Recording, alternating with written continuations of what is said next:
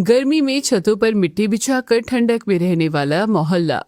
हे भगवान, ये गर्मी मार ही डाल रही है, कोई मदद भी नहीं करवा सकता।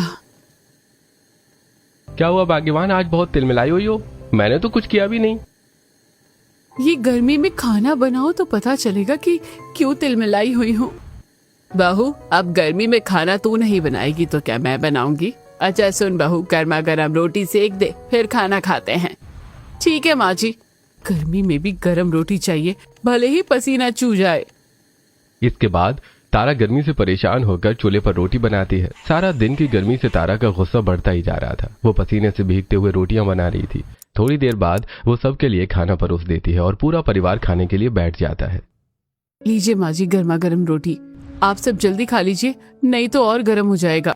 बहू, चाहे गर्मी जितनी हो, रोटी तो गर्म ही अच्छी लगती है। हाँ बहू, गर्म रोटी का तो स्वाद ही अलग होता है। तभी अचानक बिजली चली जाती है। घर के अंदर बिल्कुल दम घुटने लगता है। सबके चेहरे से पसीना टपकने लगता है। अरे बाप रे, इतनी गर्मी। बहू जरा हाथ पंखा ले आओ। अभी लाई। तारा दौड़कर हाथ पंखा लेकर आती है और सबको हवा करने लगती है। अरे तारा, मुझे तो हवा ही नहीं लग रही है, जरा तेज चलाओ। भाभी, मेरी तरफ भी हवा नहीं आ रही है। अच्छा, अब और तेज चलाती हूँ। तारा पूरी ताकत से हाथ पंखा चलाती है, लेकिन अचानक पंखा टूट जाता है। अरे ये तो टूट गया। बहू, ऐसे कोई हाथ का पंखा घुमाता है क्या? तेरी वजह से पंखा टूट गया है, अब गर्मी में कैसे काम चलेगा? माँ जी, मैं तो बस सबको हवा देने की कोशिश कर रही थी। उधर मोहल्ले के दूसरे घर में रानी अपने बेटे सोनू को डांट रही थी।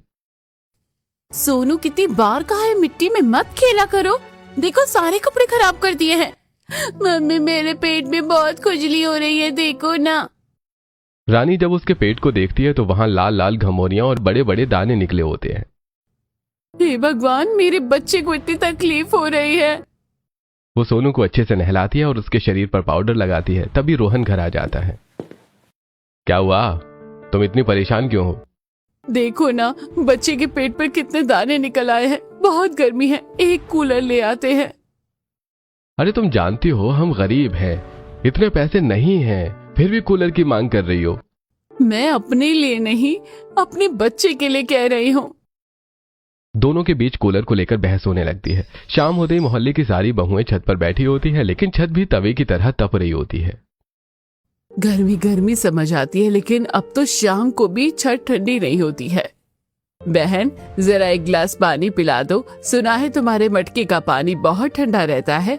अभी लेकर आती हूँ। कीर्ति मटके से पानी लाकर सबको पिलाती है। अरे वाह, तुम्हारे मटके का पानी तो सच में बहुत ठंडा है। ऐसा क्या करती हो कि पानी इतना ठंडा रहता है? मैं मटके को मिट्टी के अंदर रखती हूँ और इसलिए पानी ठंडा रहता है। हमारे यहाँ तो मटके का पानी भी गर्म हो जाता है। तभी कुसुम का बेटा रंजीत खेलते खेलते वहां आता है। उसका पूरा शरीर मिट्टी से सना हुआ होता है। अरे रंजीत, ये क्या हाल बना लिया है? इतना कौन मिट्टी में खेलता है? मम्मी, मिट्टी में खेलने में तो बहुत मजा आता है, वहाँ बिल्कुल ठंडक लगती है। चल, अभी तेरा मजा निकालती हूँ। इसके बाद कुसुम उसे अपने साथ घर ले जाती है और उसके मैले कपड़े बदलने लगती है। मोहल्ले में गर्मी का प्रकोप इस कदर छाया हुआ था कि हर घर में लोग पसीने से परेशान थे। छोटे बच्चों के शरीर पर घमौरियां निकल रही थीं और रसोई में खाना बनाना किसी सजा से कम नहीं था। हे भगवान, सुबह से 3 बार कपड़े बदल चुकी हूँ, लेकिन पसीना रुकने का नाम ही नहीं ले रहा है। बहू, हमारे जमाने में भी गर्मी पड़ती थी, लेकिन ऐसी आग बरसने वाली गर्मी कभी नहीं देखी थी। तारा चूल्हे के सामने खड़ी होकर रोटियां सेक रही थी। आग की तपिश और गर्म हवा से उसकी हालत खराब हो रही थी। माँ जी, ऐसा लग रहा है जैसे रसोई नहीं भट्टी हो, सांस लेना भी मुश्किल हो रहा है। बहू, थोड़ा पानी पी ले, फिर काम कर लेना।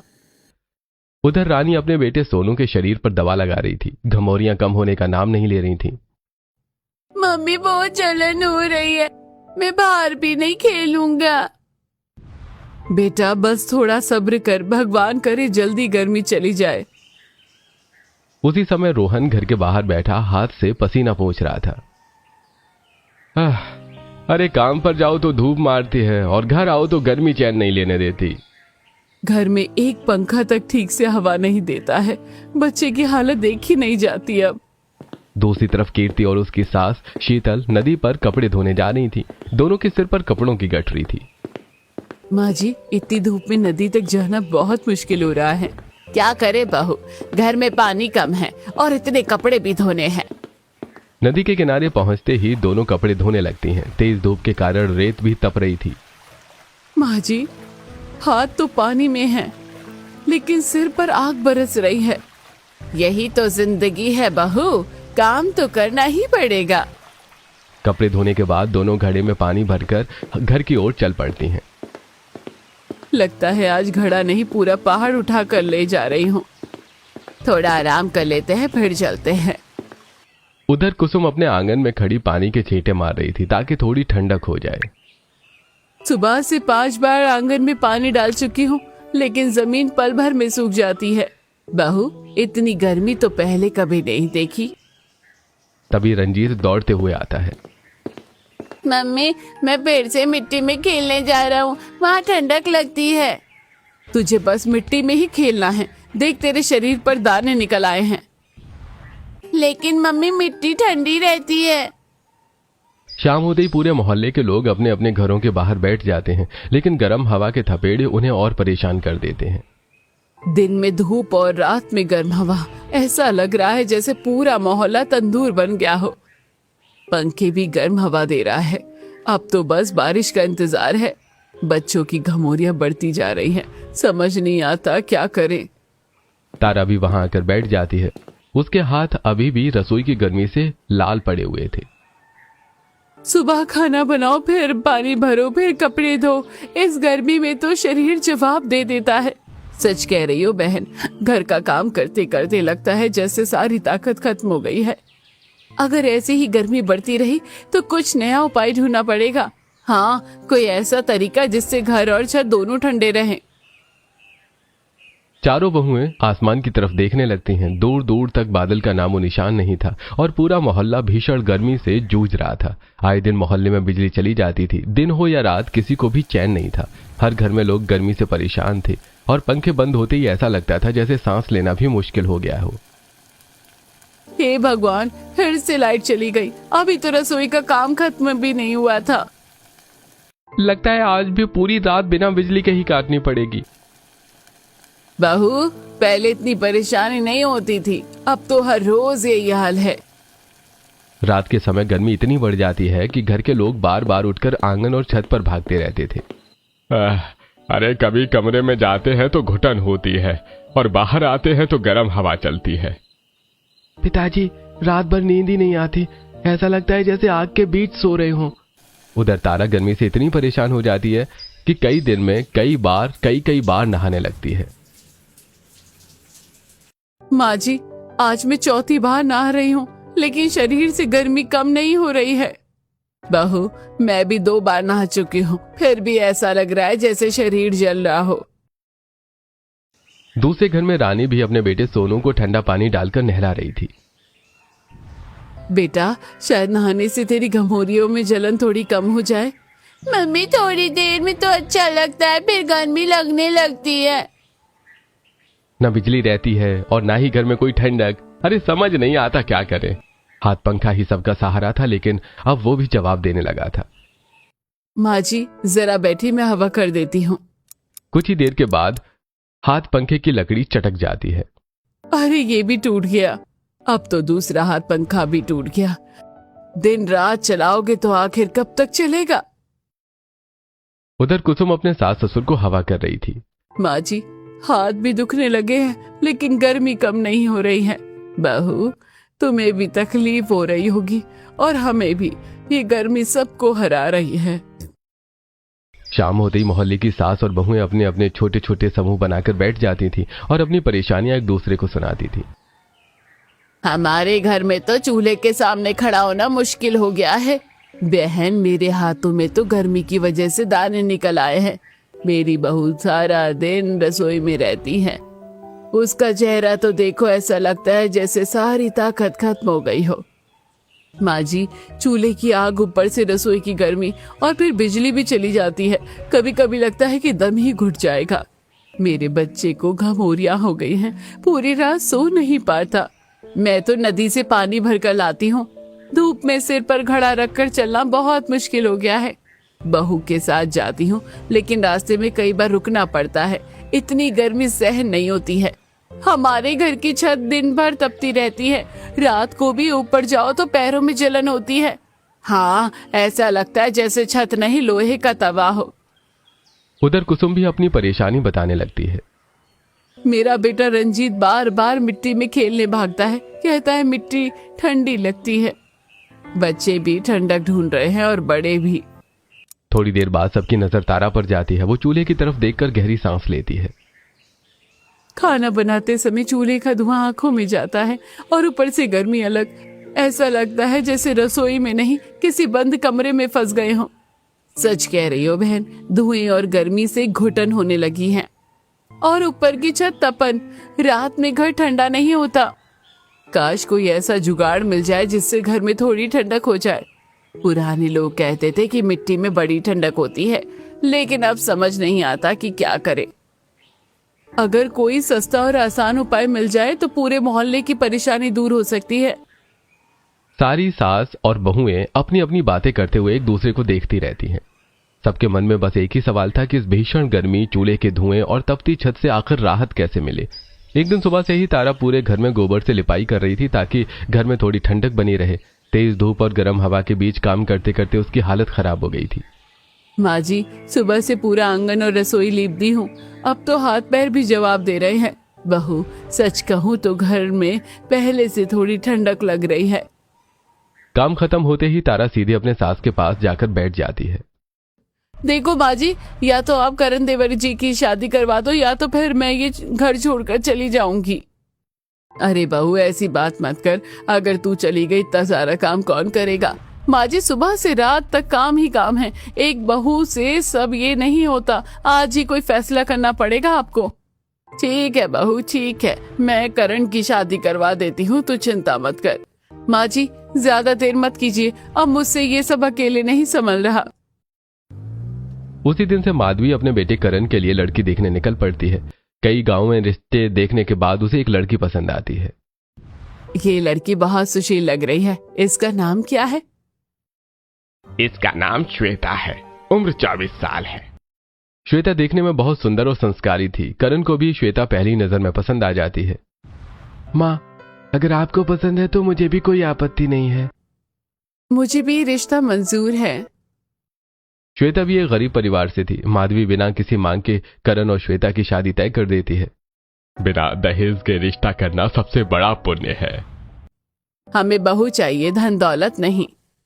कुछ दिनों बाद धूमधाम से करण और श्वेता की शादी हो जाती है। विदाई के बाद श्वेता अपने ससुराल पहुंचती है। आओ देवरानी, तुम्हारा हमारे घर में स्वागत है। बहू, दाहिना पैर रखकर गृह प्रवेश करो। श्वेता का गृह प्रवेश होता है। पूरे घर में खुशी का माहौल बन जाता है। अगले दिन पहली रसोई की तैयारी शुरू होती है। दीदी, आज मैं सबके लिए अपने हाथों से खाना बनाऊंगी। आराम से बनाना, सबको अच्छा लगेगा।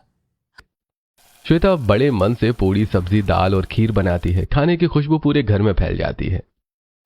हमारी नई बहू तो बहुत अच्छा खाना बनाती है। अरे जल्दी परोस दो बहू। लेकिन जैसे ही सब खाने बैठते हैं, गर्मी के कारण किसी से ठीक से खाना नहीं खाया जाता। खाना तो बहुत स्वादिष्ट है, लेकिन गर्मी में मन ही नहीं लग रहा खाने का। लगता है जैसे रसोई की आग अभी भी सामने जल रही हो। ये देखकर श्वेता उदास हो जाती है। क्या मेरे हाथ का खाना अच्छा नहीं बना? नहीं देवरानी, खाना बहुत अच्छा बना है। इस घर की बस यही कहानी है। इतनी गर्मी है कि कोई ढंग से खा नहीं पाता। दीदी, आप चिंता मत करो, हम जल्दी ही कोई जुगाड़ निकालेंगे। खाना बनाने के बाद श्वेता आंगन में खूब सारा पानी डाल देती है और वहीं बैठकर सब्जी छीलने लगती है। अरे ये क्या कर रही हो? कपड़े गंदे नहीं हो जाएंगे? दीदी, वैसे भी इतनी गर्मी में नहाना ही है तो सोचा आंगन में पानी डालो, थोड़ी ठंडक रहेगी और यहीं बैठकर काम ही हो जाएगा। अरे ये तो बहुत ही अच्छा उपाय है, मैं भी यहीं बैठकर काम करती हूँ। दोनों बहनें मचिया डालकर गीले आंगन में बैठ जाती हैं और आराम से सब्जियां साफ करने लगती हैं। सच में देवरानी, यहाँ तो रसोई से ज्यादा ठंडक है। दीदी, अगर यहाँ मिट्टी डाल दे और फिर पानी डाले तो जगह और ठंडी हो जाएगी। सच, तुम्हारे मायके में ऐसा होता था? हाँ दीदी, हमारे यहाँ गर्मी में ऐसा ही करते थे। मिट्टी देर तक ठंडक बनाए रखती है। दोनों के मन में एक नया विचार जन्म लेता है। कुछ दिनों बाद श्वेता मटके का पानी पीती है, लेकिन पानी बहुत गर्म होता है। दीदी, अगर मटके के चारों तरफ मिट्टी लगा दे और उसे गीला रखे तो पानी बहुत ठंडा रहेगा। क्या सच में? हमारे मायके में और हमारी पड़ोसन के यहाँ भी ऐसा ही होता था। अगले ही दिन तारा और श्वेता मिलकर मिट्टी लाती हैं। दोनों मटके के चारों तरफ मिट्टी जमा देती हैं और उसमें पानी डालकर उसे गीला रखती हैं। चलो देखते हैं तुम्हारा जुगाड़ काम करता है या नहीं। कुछ समय बाद मटके का पानी ठंडा होने लगता है। अरे वाह, ये तो पहले से बहुत ठंडा है। हाँ, ऐसा लग रहा है जैसे फ्रिज का पानी पी रहे हो। मेरी दोनों बहुओं ने तो कमाल कर दिया। घर में सुख सुविधा पैसे से ही नहीं, समझदारी से भी आती है। देवरानी जी, तुम्हारे आने से तो घर में नई नई तरकीबें आने लगी हैं। दीदी, हम दोनों मिलकर इस गर्मी का भी कोई ना कोई जुगाड़ निकाल लेंगे। पूरे परिवार के चेहरे पर पहली बार गर्मी के दिनों में सुकून दिखाई देता है। दोनों जेठानी देवरानी मनी मन सोच रही थी कि अगर मिट्टी और पानी से इतना फर्क पड़ सकता है तो शायद पूरे घर और छत को भी इसी तरह ठंडा किया जा सकता है।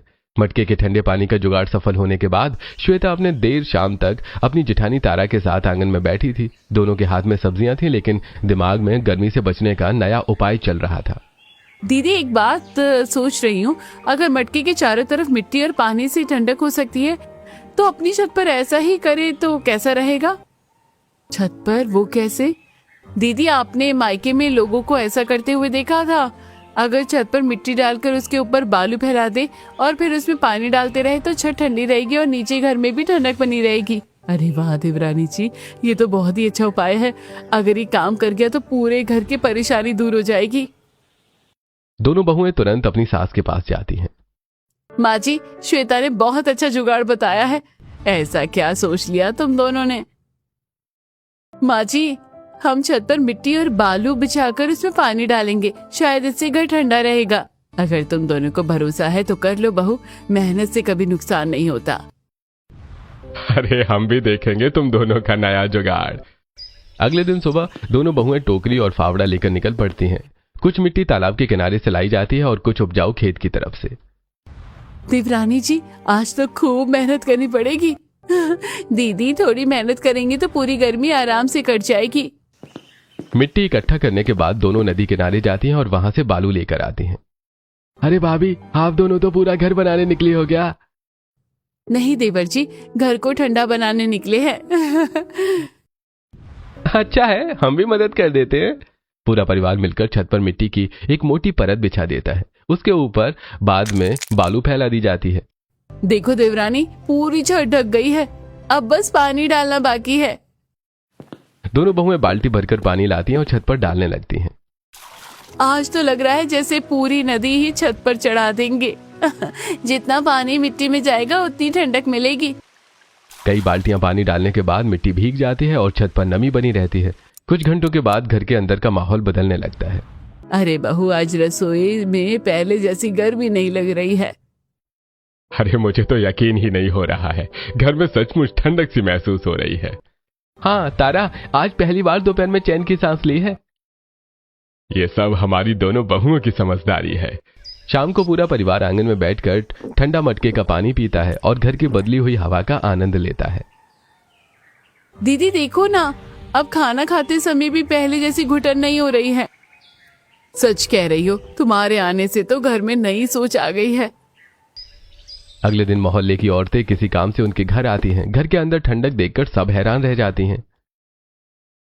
अरे तारा, तुम्हारे घर में इतनी ठंडक कैसी है? बाहर तो आग बरस रही है। सच में ऐसा लग रहा है जैसे घर में गर्मी को बाहर ही रोक दिया हो।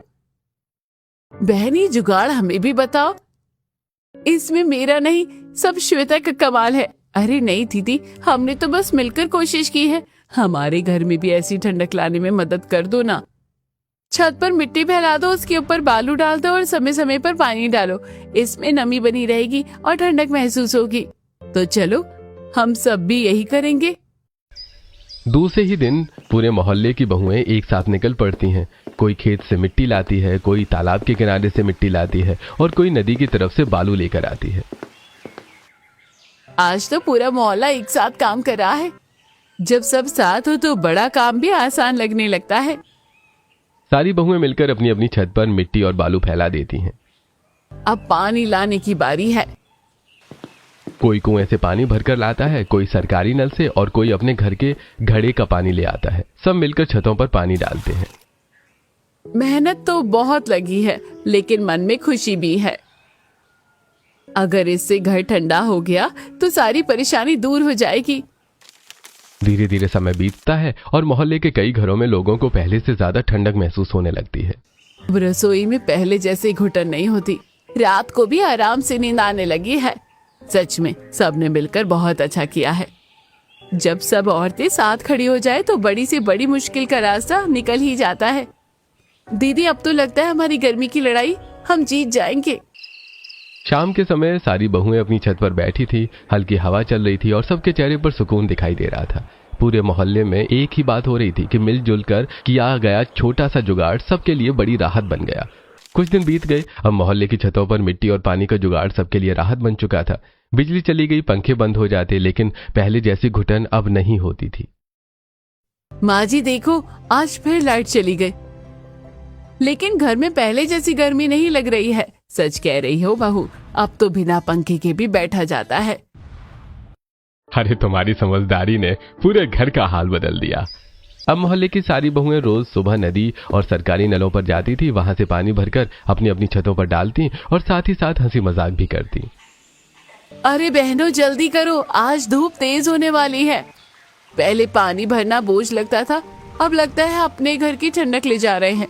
मेहनत तो है, लेकिन उसके बाद जो सुकून मिलता है वो कहीं नहीं मिलता। पानी भरने के बाद सब बहुएं थोड़ी देर नदी किनारे बैठ जाती, अपने पैर पानी में डालकर ठंडी लहरों का आनंद लेती। जब से श्वेता ने ये जुगाड़ बताया है, तब से ये जीवन बदल गया।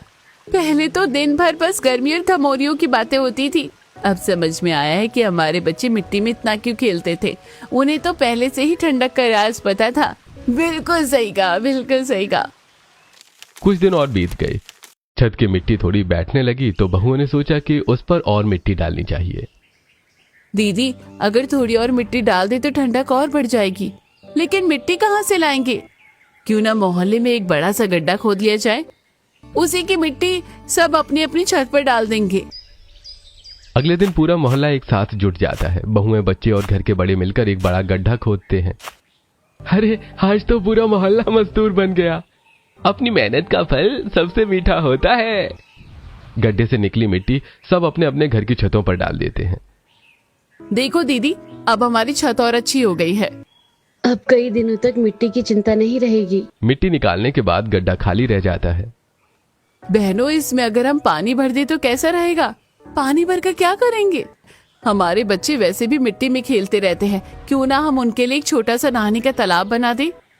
अरे वाह, ये तो बहुत अच्छा विचार है। सब मिलकर उस गड्ढे में खूब सारा पानी भर देते हैं। मम्मी, क्या हम इसमें खेल सकते हैं? हाँ बेटा, लेकिन शरारत नहीं करना। अब तो बहुत मजा आएगा। अब बच्चे मिट्टी में खेलते और फिर उसी पानी में नहा लेते। उनकी माएं वहीं उन्हें साफ करके घर ले जाती।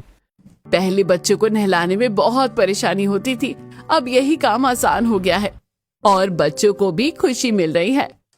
मोहल्ले में सब कुछ अच्छे से चल रहा था। एक दिन पास के अमीर मोहल्ले की कुछ औरतें वहां से गुजरती हैं।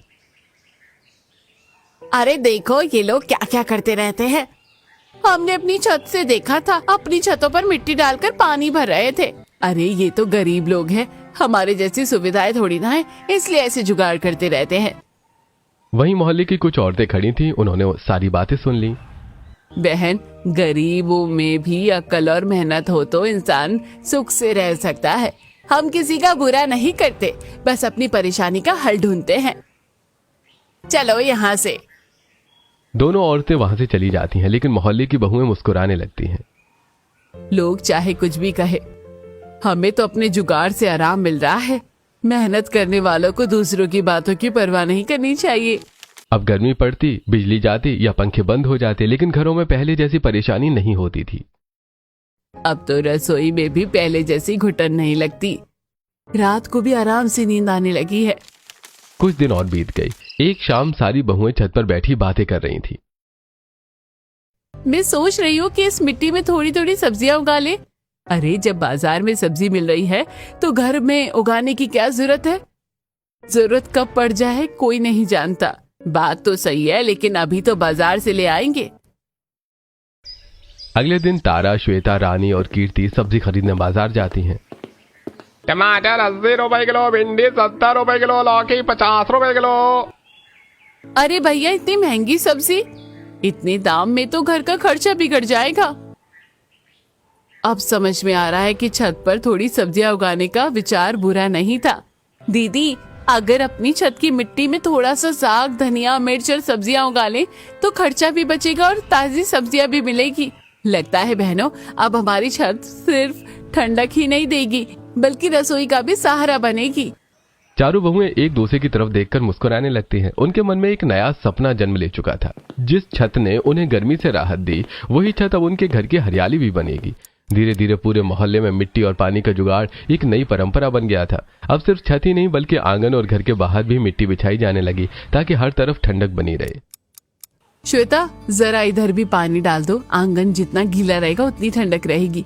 मैंने तो घर के बाहर भी मिट्टी डलवा दी है। अब धूल भी कम उड़ती है और ठंडक भी रहती है।